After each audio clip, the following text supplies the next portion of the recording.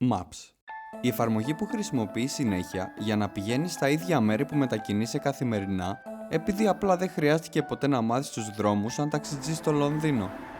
Η Google σου λέει με πολύ μεγάλη ακρίβεια το που είσαι και πώς μπορείς να πας στο προορισμό σου. Πώς φτάσαμε από μια ακρίβεια σαν αυτή στο να ξέρουμε σε ποιο ακριβώς το δωμάτιο του σπιτιού σου είσαι? Στα μέσα του 90, με τη χρήση Cell Towers υπολογίζαμε που θα μπορούσε να βρίσκεται ο χρήστης. Αυτό γίνεται χρησιμοποιώντας Trilateration. Αυτό πάλι τι είναι, Σταύρο? Τι καινούριο είναι αυτό? Δηλαδή μετρώντας την ισχύ του κάθε σήματος της συσκευής σε σχέση με 3 ή παραπάνω κεραίες. Αστοχήσαμε.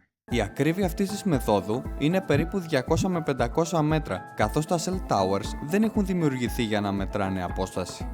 Στις αρχές του 2000, πολλές συσκευές άρχισαν να έχουν GPS. Το GPS επικοινωνεί με τουλάχιστον 4 δορυφόρους και ανάλογα με το πόσο χρόνο κάνει να φτάσει το σήμα από τον κάθε δορυφόρο στη συσκευή, υπολογίζεται πού μπορεί να βρίσκεται ο χρήστης.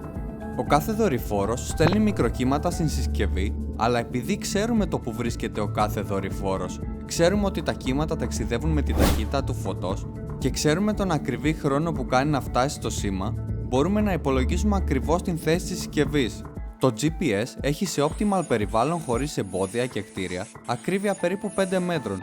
Η Google θέλει να έχει μέγιστη ακρίβεια μέσα στην πόλη, κάτι που λόγω των πολλών κτίριων επηρεάζει την ακρίβεια του GPS.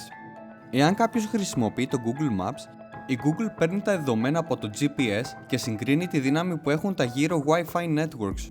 Με αυτόν τον τρόπο μπορεί να υπολογίζει με μεγαλύτερη ακρίβεια την τοποθεσία κάθε Wi-Fi δικτύου, αλλά και κάθε συσκευής που περνάει κοντά από αυτό. Αυτός είναι ο λόγος που πολλές φορές το Maps σου ζητάει να ενεργοποιήσεις το Wi-Fi για μεγαλύτερη ακρίβεια. Σε περίπτωση που είσαι στο σπίτι σου, η κάθε συσκευή που χρησιμοποιεί Wi-Fi ψάχνει 24/7 για άλλα δίκτυα. Εάν το σήμα ενός δικτύου μειωθεί ενώ ενός άλλου αυξηθεί, μπορεί να καταλάβει πως άλλαξες δωμάτιο και βάσει των Wi-Fi networks από τα άλλα σπίτια μπορεί να καταλάβει ακριβώς προς τα που κινήθηκες. Δες αν στο παρακάτω παράδειγμα μπορείς να καταλάβεις βάσει της δύναμης ενός και μόνο Wi-Fi το που μπορεί να βρίσκεται το άτομο μέσα στο σπίτι του.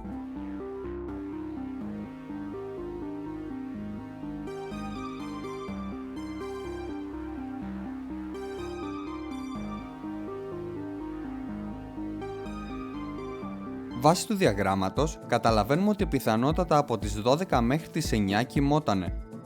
Από τις 9 μέχρι τις 9:30 περίπου πιθανότατα έτρωγε πρωινό, γιατί το σήμα είναι πολύ πιο ισχυρό. Από τις 9:30 μέχρι τις 7 το απόγευμα πιθανότατα έλειπε από το σπίτι, γι' αυτό το σήμα είναι τόσο αδύναμο.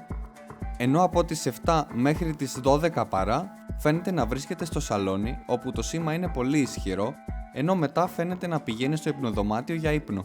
Γενικά η Google και η κάθε εταιρεία που προσφέρει χάρτες γνωρίζει ανα πάσα στιγμή που βρίσκεσαι, αλλά και τι θα κάνεις στο μέλλον, μιας και έχει τόσα πολλά δεδομένα για εσένα. Όπως είδαμε, βλέποντας το location του χρήστη, μπορεί να καταλάβει το που μένεις, που δουλεύεις, πότε πήγες για γυμναστική ή για καφέ, ξέρει σε ποια σπίτια μένουν οι φίλοι σου κλπ.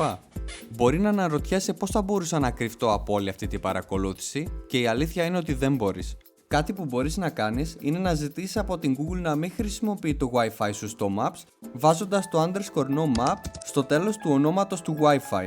Ακόμα και αν επενεργοποιήσεις το Location History της Google, αυτή εξακολουθεί να παρακολουθεί την τοποθεσία μέσω Wi-Fi και Bluetooth και γι' αυτό έχει δεχτεί πάρα πολλά πρόστιμα. Τουλάχιστον, εάν αισθάνεσαι καμιά φορά μόνος, να θυμάσαι πως δεν είσαι ποτέ, γιατί η Google σε παρακολουθεί συνέχεια.